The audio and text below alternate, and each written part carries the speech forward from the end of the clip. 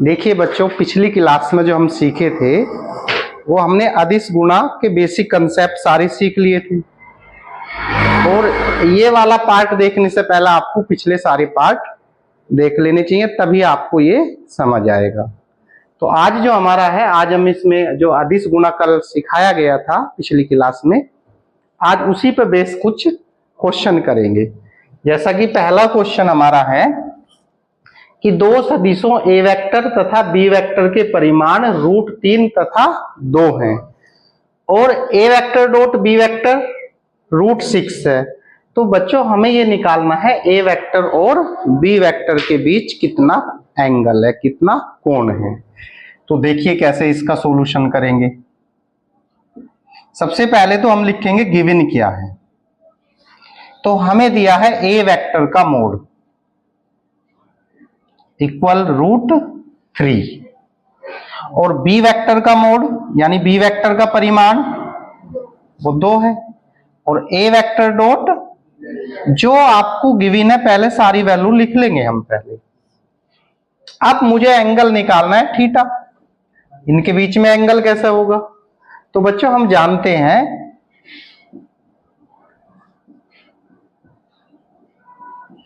ए vector dot B vector बराबर ए vector का mod B vector का मोड कोस थीटा। और ए वेक्टर डॉट बी वेक्टर की वैल्यू कितनी है? √6।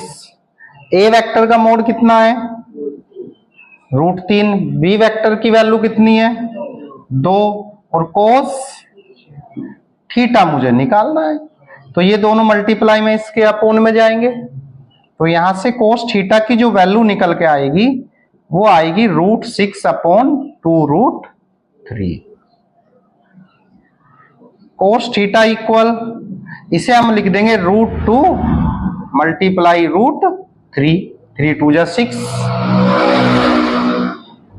फिर क्या बनेगा? 2 मल्टीप्लाई √3। √3 से √3 और √2 से 2 कितनी बार कैंसिल होगा? 1/√2। और बच्चों 1/√2 जो होता है कोस में, जो इसकी वैल्यू है वो 45 डिग्री। तो कोस थीटा इक्वल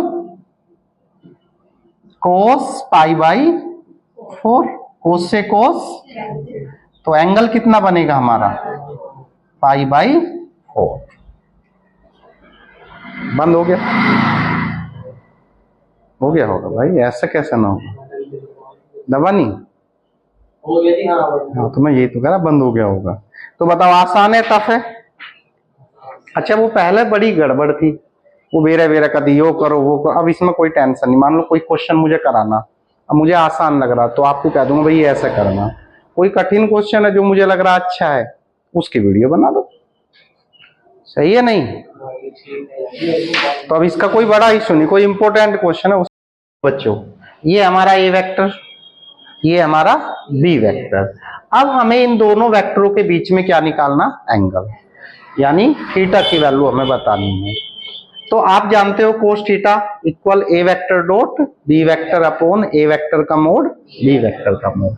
ए वेक्टर की जगह ए वेक्टर का मान, बी वेक्टर की जगह बी वेक्टर का मान। मोड कैसे निकलेगा? √i के गुणांक का वर्ग, j के कोफिशिएंट का वर्ग, k के कोफिशिएंट का वर्ग। यहां करेंगे 3 3 जा 9, 2 2 जा 4, 1 1 जा। i की मल्टीप्लाई i में करेंगे तो 3i dot i minus minus 2 2 जा j डॉट, 3 1 जा k डॉट k। और बाकी जो करेंगे i डॉट i की वैल्यू कितनी होती है? 1, j dot j 1, k dot k 1। तो ये आएगा हमारा 3 4 3 10 हो गया 14, 2 5 जा 10, 2 7 जा 14। तो थीटा की वैल्यू कितनी आई? तो इस प्रकार हम किसी भी दो सदिशों के बीच में एंगल निकाल सकते हैं। देखिए बच्चों, ए वेक्टर का बी वेक्टर पर प्रक्षेप हमें ज्ञात करना है। तो किस तरीके से हम ए वेक्टर का बी वेक्टर पर प्रक्षेप निकालेंगे? तो ए वेक्टर का बी वेक्टर पर प्रक्षेप तो इसका एक फार्मूला आपको याद रखना है, हमें देखना है किस पर निकालना है, बी वेक्टर पर। तो सबसे पहले डॉट प्रोडक्ट तो करनी है आपको, ए वेक्टर डॉट बी वेक्टर। अब आप देखिए पर किसके साथ है, तो अपोन में बी वेक्टर का मोड लिख देना है, यानी जिसके साथ पर है उसे अपोन में लिख देना है। और ये ए वेक्टर का बी वेक्टर पर क्या आ जाएगा, परछेद। देखो बच्चों, ये सदिश है आई प्लस जे, इस पर हमें आई माइनस जे का क्या निकालना है, परछेद। तो आपको ये ध्यान रखना है, जिसके साथ पर है उस पर उसको आपको बी मानना है, जिसके साथ पर लगा हुआ है उसको क्या मानना है, बी। तो पर हमारा देखिए यहां इसके साथ है, तो इसे बी वेक्टर मान लेंगे, और ये हमारा क्या हो जाएगा, ए वेक्टर। तो सॉल्यूशन जो होगा, ए वेक्टर इक्वल आई माइनस जे, और बी वेक्टर आई प्लस जे, और मुझे निकालना ए वेक्टर का बी वेक्टर पर परछेद। तो मैंने अभी एक फार्मूला तुम्हें लिखाया था, A vector dot B vector upon B vector का मोड, यानी A vector dot B vector upon B vector का मोड। अब बताओ कितना इजी है, डॉट प्रोडक्ट तो सब बच्चों को आती है, तो करिए स्पीड से। I minus J dot I plus upon B vector का मोड, अंडर रूट आई के गुणांक का वर्ग और जे के गुणांक का वर्ग। आई की आई में करेंगे तो आई डॉट आई, जे डॉट जे, और बटे में under root 2। I dot I की वैल्यू कितनी होगी, 1, ये तो गड़बड़ है। तो जे डॉट जे की वैल्यू, तो आंसर क्या आएगा भाई, देखिए बच्चों, ये हमारा ए वेक्टर, ये बी वेक्टर, ये सी वेक्टर। अब इन तीनों वेक्टरों को मुझे दिखाना है मात्रक सदिश। तो बच्चों मात्रक सदिश दिखाना इजी है, किसी एक सारों का मोड जो है बनाना चाहिए। मैं यहाँ पे एक पार्ट करूंगा, बाकी हम आप खुद करोगे भाई। तो देखिए मैं ए वेक्टर को दिखाता हूं, ए वेक्टर का मोड। अगर ये एक आ गया तो कह देंगे ये क्या है, मात्रक सदिश है। कैसे निकलेगा, अंडर रूट आई का कोफिशिएंट 2/7, भाई 7 के अंदर मल्टीप्लाई भी तो होगी, जे का कोफिशिएंट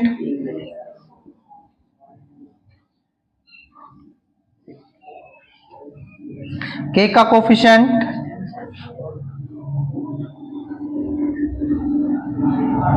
तो ये कितना हो गया, 4/9 और यहां अब बताइए इन्हें ऐड करिए भाई, ऊपर वाले सेम डायरेक्ट ऐड होंगे, 49 और आंसर। और सिमिलरली इसी प्रकार आप बच्चों क्या करोगे, बी वेक्टर की मोड की वैल्यू भी कितनी आ जाएगी, 1, और सी वेक्टर के मोड की वैल्यू भी क्या होगी, 1, और हम कह देंगे ये परस्पर क्या है, ये मात्रक सदिश है। नेक्स्ट पार्ट में बच्चों अब आपको ये दिखाना है कि ये तीनों जो सदिश आपको दिए गए हैं लंब है। तो लंब कब होता है कोई सदिश दो, अगर उनकी डॉट प्रोडक्ट 0। तो कुछ नहीं करना, बड़ा सिंपल है, हम पहले ए डॉट बी निकालेंगे। क्या निकालेंगे भाई, ए वेक्टर डॉट बी वेक्टर। तो ए की वैल्यू लिखेंगे 1/7, 2i plus 3j plus 6k dot 1/7, 3i minus 6j plus 2k। अब हमें क्या करना है बच्चों, डॉट प्रोडक्ट सिंपल वाली, आई की आई में, जे की जे में, के की के में, और बनेगा 1/49 7 7। अब आई की आई में, जे की और के की, तो 3 2 जा I dot -18 J dot plus 12 के डॉट, अब आई डॉट आई 1, जे डॉट जे 1, के डॉट के 1, तो 6 - 18 + 12, तो भैया आंसर आया 1/49 और ये हो गया 0 और आंसर क्या आ गया। अब चूंकि ये 0 आया ये डॉट भी, इसलिए ए वेक्टर लंब है किस पर, और इसी प्रकार बच्चों हम दिखाएंगे सिमिलरली है भाई।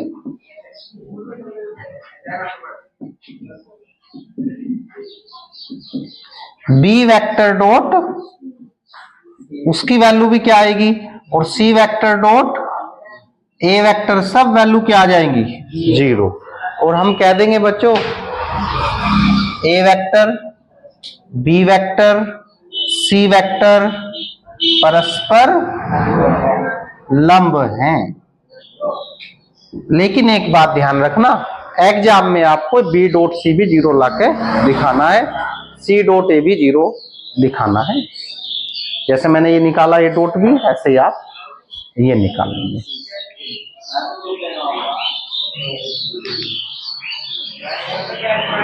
देखिए बच्चों, ये हमारा नेक्स्ट क्वेश्चन है। यहाँ पे दिया गया है A vector plus B vector dot A vector minus B vector equal 8, और ए वेक्टर का मोड बराबर 8 बी वेक्टर का मोड है। तो मुझे ये सिद्ध करना है कि ए वेक्टर की वैल्यू कितनी है और बी वेक्टर का मोड कितना है, दोनों की वैल्यू निकालनी है हमें। ठीक है, तो करते हैं। A vector plus B vector dot A vector minus B vector बराबर किसके है। तो सबसे पहले हम क्या करेंगे, डॉट प्रोडक्ट करेंगे।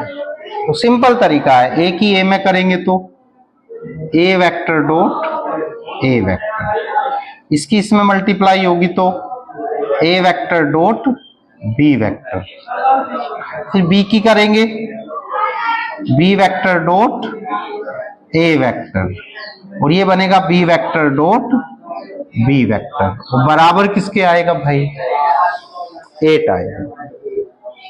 क्लियर है बात। अब एक बात आपको ध्यान रखना बच्चों, अगर कहीं आपसे कोई पूछता है A vector dot A vector की वैल्यू, तो आप बताओगे ए वेक्टर के मोड का, ये आपको याद रखना है। तो ये बन गया ए वेक्टर के मोड का, और ये आपस में, क्योंकि डॉट प्रोडक्ट में आप इनको चेंज कर सकते हो, कोई इफेक्ट नहीं पड़ता। और यहां माइनस का क्या बनेगा, बी वेक्टर के मोड का, और इक्वल 8, इक्वेशन नंबर। और एक वैल्यू आपको क्या दिया गया है, ए वेक्टर का मोड इक्वल 8 बी वेक्टर का मोड, इक्वेशन नंबर। तो आपको ए वेक्टर के मोड की वैल्यू इक्वेशन नंबर 1 में रखनी है। ए वेक्टर के मोड का मान समीकरण किस में रखेंगे, 1 में रखने पर, और जब हम 1 में रखेंगे तो ये बनेगा 8 बी वेक्टर का मोड का, और माइनस बी वेक्टर के मोड का स्क्वायर इक्वल किसके। अरे क्लियर है बात, अरे वैल्यू रख दी ना यहाँ, तो ये बन गया। मल्टीप्लाई इसकी करेंगे 2 बार, तो 8 की मल्टीप्लाई 8 में करेंगे तो कितना बनेगा, और बी वेक्टर के मोड का, और ये भी बी वेक्टर के मोड का, इक्वल किसके, 64 में से 1 जाएगा तो 63 बी वेक्टर के मोड का।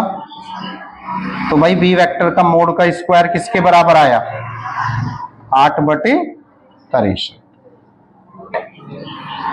अब ये जो स्क्वायर है इधर रूट में जाने वाला है भाई, तो यहां से बी वेक्टर का जो मोड आएगा √8/63।